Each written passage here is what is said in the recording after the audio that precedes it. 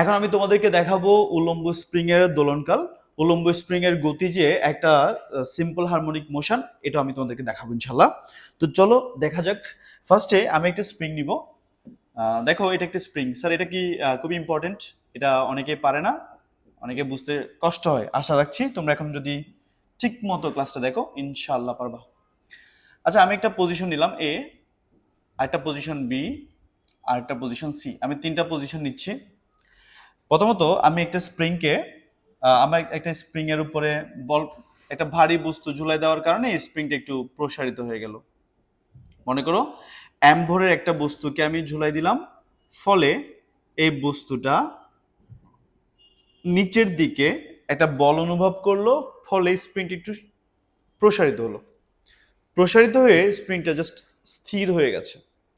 মানে আমি এই স্প্রিং এর উপর, স্প্রিং এর সাথে ভরে একটা ভর ঝুলাই দিলাম, যার কারণে এই ভরের কারণে বস্তুটা নিম্নমুখী একটা ওজন বা নিম্নমুখী একটা বল অনুভব করলো এমজি, ফলে স্প্রিংটা কিছুটা প্রসারিত হলো, প্রসারিত হয়ে স্থির হয়ে গেছে। আচ্ছা, এক্ষেত্রে দেখো স্প্রিংটা কতটুকু প্রসারণ ঘটেছে, স্প্রিং এর দেখো কতটা প্রসারণ ঘটেছে। স্প্রিং এর এই যে এতটুকু প্রসারণ ঘটেছে, সেটা হচ্ছে মনে করো ই। দেখো বি নাম্বার চিত্রে স্প্রিংটা জাস্ট স্থির হয়ে আছে, ফিক্সড। বুঝে আসছে? আচ্ছা, আমরা এখন বি নিয়ে একটু কাজ করতে চাই। বি নিয়ে আমি কাজ করব এখানে, খুব ভালো করে খেয়াল করো, বি নিয়ে আমি কাজ করছি। দেখো এই যে স্প্রিংটা দেখতে পাচ্ছ, স্প্রিংটা যেহেতু প্রসারিত হয়েছে, স্প্রিং তোমাকে উল্টা দিকে একটা টান দিবে, সেই টানটা হচ্ছে টি নট, যেটাকে আমরা বলবো স্প্রিং বল। এই স্প্রিং বল স্প্রিং এর মুক্ত প্রান্তের সরণের সমানুপাতিক। কেন মুক্ত প্রান্ত হচ্ছে এক্স, এই যে মুক্ত প্রান্ত, এটা সরণ হয়েছে ই। মুক্ত প্রান্তের সরণের সমানুপাতিক কিন্তু বিপরীতমুখী, তোমরা সবাই এটা জানো। আর এই ক্ষেত্রে সমানুপাতিক চিহ্নটা গেলে একটা ধ্রুবক আসে, এখানে যে ধ্রুবকটা আসছে ওটা হচ্ছে কে, কে ইন্টু মাইনাস ই লেখা যাবে। দ্যাট ইজ টি নট সমান লেখা যাচ্ছে মাইনাস কে ইন্টু ই। বুঝে আসছে? এবার দেখো আমরা টি নট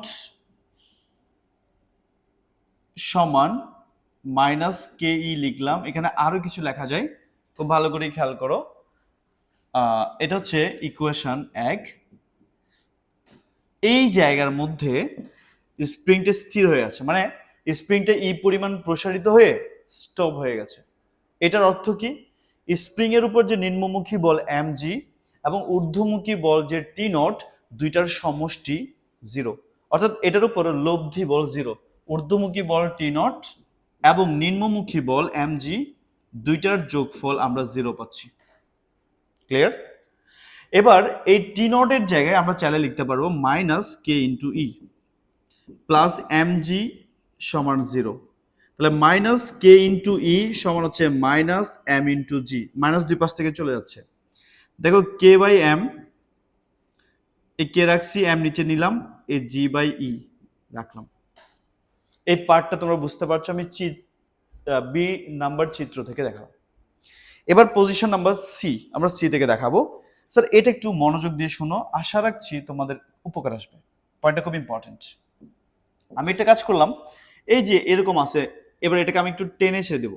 এটা তো স্থির হয়ে আছে না, ভর ঝুলানোর পর প্রসারিত হলো এই পরিমাণ, তারপর সে স্থির হয়ে আছে। এবার আমি তাকে একটু টেনে ছেড়ে দেবো, একটু টেনে ছেড়ে দিলে এবার দুলতে থাকবে একটা নির্দিষ্ট বিস্তারে।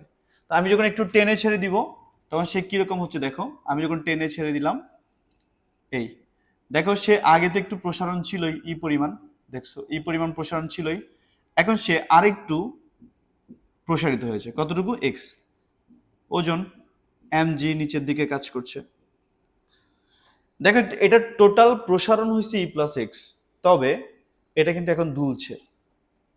তো কত কত বিস্তারে দুলছে? এক্স বিস্তারে দুলছে। তার মানে এখানে এক্স হচ্ছে বিস্তার, তাহলে এখানে বিস্তার হচ্ছে এক্স, কিন্তু টোটাল প্রসারণ হচ্ছে ই প্লাস এক্স। আর এই ক্ষেত্রে যেহেতু এটা টোটাল প্রসারণ ই প্লাস এক্স হয়েছে, স্প্রিংও তাকে একটা টান দিবে ঊর্ধ্বমুখী, একটা বল প্রয়োগ করবে, সেটা হচ্ছে টি। বুঝতে পারছো?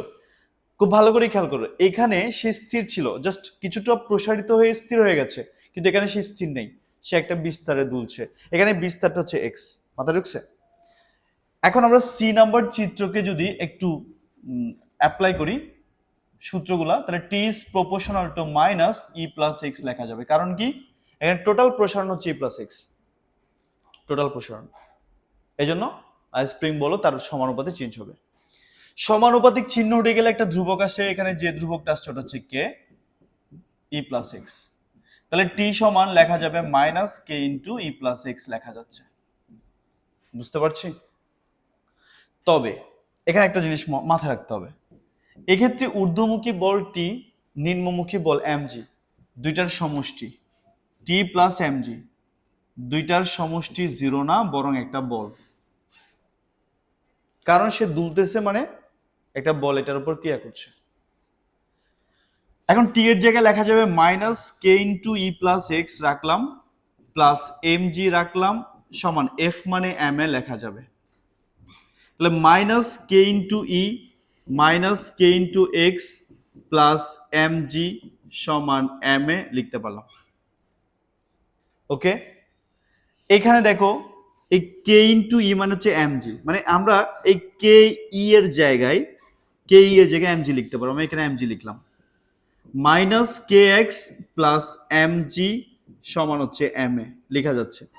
Plus M G minus M G চলে যায়, তাহলে এখানে এম এ সমান লেখা যাবে minus K into X, A সমান minus K by M into X লেখা গেল। এই পয়েন্টটা বুঝতে পারছো? এবার আমি জাস্ট এদিকে একটু লিখতেছি, দেখো এ সমান মাইনাস বল ধ্রুবককে ভর দিয়ে ভাগ করলে ওমেগা স্কোয়ার পাওয়া যায়, পাশে এক্স আছে, a plus omega square x equals to 0। এই যে সমীকরণটা তোমরা দেখতে পাইলা, এটা হচ্ছে সরল দোলন গতির সমীকরণ, যেটা আমরা আগে প্রমাণ করেছিলাম। তার মানে স্প্রিং এর গতি সরল দোলন গতি, সেটা নিশ্চয়ই বুঝতে পারছো। এখানে একটা জিনিস তোমাকে জানতে হবে, এখানে বিস্তার হচ্ছে এক্স। এই প্যাটার্নটা ফলো করে অনেকগুলা বোর্ড প্রশ্ন আসছে, বুঝতে পারছো? তো যারা থিওরিটা পারবা তোমাদের ক্ষেত্রে ওই ম্যাথগুলো করা খুবই সহজ হয়ে যাবে। আর গাইডের নিয়মে যদি তোমরা ম্যাথ করো তাহলে একটু জটিল লাগবে, নাও বুঝতে পারো। আশা রাখছি তোমরা এটা বুঝতে পারছো। এখন আমি তোমাদেরকে দেখাবো দোলনকাল, স্প্রিং দোলকের দোলনকাল। আমরা জানি টি সমান 2 পাই বাই ওমেগা, এটা আমরা সবাই জানি। আবার কিছুক্ষণ আগে বললাম বল ধ্রুবককে ভর দিয়ে ভাগ করলে ওমেগা স্কোয়ার পাওয়া যায়। তাহলে আমরা কি টি সমান লিখতে পারি 2 পাই বাই এই ওমেগার জায়গায় root over k by m. তাহলে টি সমান হচ্ছে 2 pi into root over m by k. দেখছো এই যে সমীকরণটা তোমরা দেখতে পাচ্ছ না, এটা হচ্ছে স্প্রিং দোলকের দোলনকালের সমীকরণ। আর এই এমটা হচ্ছে, দেখো কিছুক্ষণ আগে আমি এখানে একটা ভর ঝুলাইছি, এই এম ভরের যে বস্তু ঝুলাইছে ওইটার ভর। কিন্তু মাঝে মধ্যে এই স্প্রিং এর ভরটাও কিন্তু দেওয়া থাকে, তখন স্প্রিং এর ভর এর প্রভাব থাকবে দোলনকালের উপর। ওই ক্ষেত্রে আমরা কি লিখব? ওই ক্ষেত্রে আমরা লিখব টি সমান 2 pi into root over m plus m nought divided by k, এটা লেখা যাবে। এটা হচ্ছে স্প্রিং এর দোলনকালের সমীকরণ। এখানে যে এম নট দেখতে পাচ্ছ স্প্রিং এর ভর যদি দেওয়া থাকে। এখন আমি ভর আর বল ধ্রুবক, স্প্রিং ধ্রুবক এবং ভরের ক্ষেত্রে এটা ইউজ করতে পারবো, ইউজ করে আমি পর্যায়কাল বের করতে পারবো। অনেক সময় প্রসারণের মাধ্যমেও কিন্তু দোলনকাল বের করতে হয়। তো সেক্ষেত্রে আমাদের একটা সমীকরণ জানা আছে, সেই সমীকরণটা হচ্ছে এরকম, কে ই সমান এম জি। তো কে ই সমান এম জি যদি আমি এখানে অ্যাপ্লাই করার চেষ্টা করি, তাহলে আমরা কি পাবো? দেখো কে ই সমান হচ্ছে এম জি, তার মানে এখানে এম বাই কে এর জায়গায় দেখো ই বাই জি লেখা যাবে। তাহলে ই বাই জি সমান হচ্ছে এম বাই কে, আমরা চাইলে লিখতে পারি, তাই না? তো সুতরাং টি সমান 2 pi into root over m by k এর জায়গায় ই বাই জি লেখা যাবে। এখানে যে ইটা দেখতে পাচ্ছ এটা হচ্ছে প্রসারণ, এটার সাহায্যেও কিন্তু আমরা পর্যায়কাল বের করতে পারি। নিশ্চয়ই তোমরা এটা বুঝতে পারছো। এটা হচ্ছে স্প্রিং এর ক্ষেত্রে। ক্লিয়ার?